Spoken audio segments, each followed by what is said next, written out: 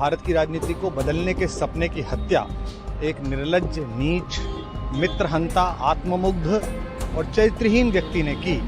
तो ये अहंकार आशा करता हूं अगले लोग नहीं करेंगे, जो बाकी दल है वो नहीं करेंगे, इससे सबक लेंगे। जिसने अपने मित्रों की पीठ में झुरा घोंपा, गुरु को धोखा दिया, अपने साथ कंधे से कंधा मिला के लड़ने वाली महिलाओं को अपने घर लाके पिटवाया, अपनी निजी सुख और साधन के लिए जनता का पैसा खर्च किया, अब उससे आशा लगानी छोड़ें।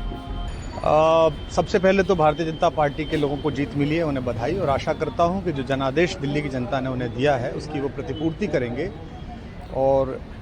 वे सब आम आदमी पार्टी के लाखों करोड़ों कार्यकर्ता जो अन्ना आंदोलन से आए, जिनके बहुत ही निश्चल, निष्पाप और बड़े भारत की राजनीति को बदलने के सपने की हत्या एक निर्लज्ज, नीच, मित्रहंता, आत्ममुग्ध और चरित्रहीन व्यक्ति ने की, उसके प्रति तो क्या संवेदना। दिल्ली को उससे मुक्ति मिली और मैं ये जानता हूं कि अब जो आम आदमी पार्टी में लोग बच गए थे सत्ता के लोभ में, लालच में, पदों के लिए, उस पैसे के चक्कर में, वे सब भी अब वापस जाएंगे, लौटेंगे, कुछ अपने व्यवसायों में लौटेंगे, कुछ पार्टियों में चले जाएंगे और पतन यहाँ से प्रारंभ हुआ है उन लोगों का। मेरे लिए कोई प्रसन्नता का और दुख का विषय नहीं है, मैं बीच में खड़ा हूँ। प्रसन्नता इस बात की है कि करोड़ों लोगों ने आशा लगाई थी, करोड़ों लोग अपनी नौकरियां छोड़ के आए थे, व्यवसाय छोड़ के आए थे, दुश्मनियां ली थी लोगों ने, उन सब की हत्या एक आत्ममुग्ध आदमी ने, एक चरित्रहीन आदमी ने अपनी निजी महत्वाकांक्षाओं की पूर्ति के लिए की। उसको दंड मिला, ईश्वरीय विधान से दंड मिला। प्रसन्नता इस बात की भी है कि न्याय हुआ। आज जब कहना नहीं चाहिए, लेकिन आज टीवी पर जब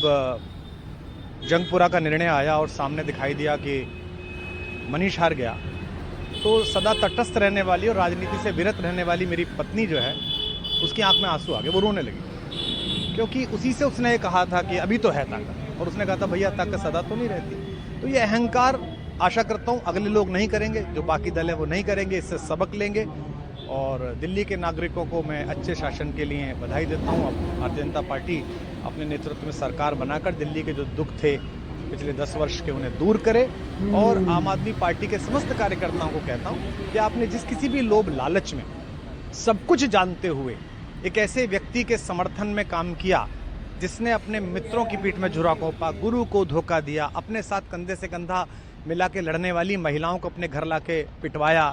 अपनी निजी सुख और साधन के लिए जनता का पैसा खर्च किया, अब उससे आशा लगानी छोड़ें। अब बाहर निकलें, अपना अपना जीवन देखें। मुझे राघवेंद्र सरकार राम की कृपा मिली, जिनका ये घर है, जिनकी कृपा से मैं यहाँ खड़ा हूँ। मुझ पर कृष्ण कृपा हुई कि मैं इस निर्लज्ज सर्कस से बाहर आ सका। मैं उन सब से भी अच्छे भविष्य की कामना करता हूँ कि वो कोई गंदगी ना फैलाएं कहीं भी, वो लौट जाएं अपने शिविरों में। जिस तरह माधव को, कृष्ण को दूत देखकर भी भरी सभा में अट्टहास करने वाला दुर्योधन जो ये कहता था सुचिग्रम नैव दास्यामि बिना युद्धे न केशवः, बिना युद्ध के 5 गांव भी नहीं दूंगा, आज वो अपनी सीटों के लिए तरस रहा है। और मुझे पता है कि इस दुर्योधन का अंत भी टूटी हुई जंघा के साथ बड़ा ही दारुण होगा, और भारतीय राजनीति एक कलंकित अध्याय के रूप में इस बौने दुर्योधन को और इसके दरबार के तमाम शकुनियों को याद करेगी। मैं उनकी मुक्ति की कामना करता हूँ कि ईश्वर उन्हें इस दुख से बाहर निकाले, और समस्त लोगों को बधाई देता हूँ कि चलिए अंततः न्याय हुआ।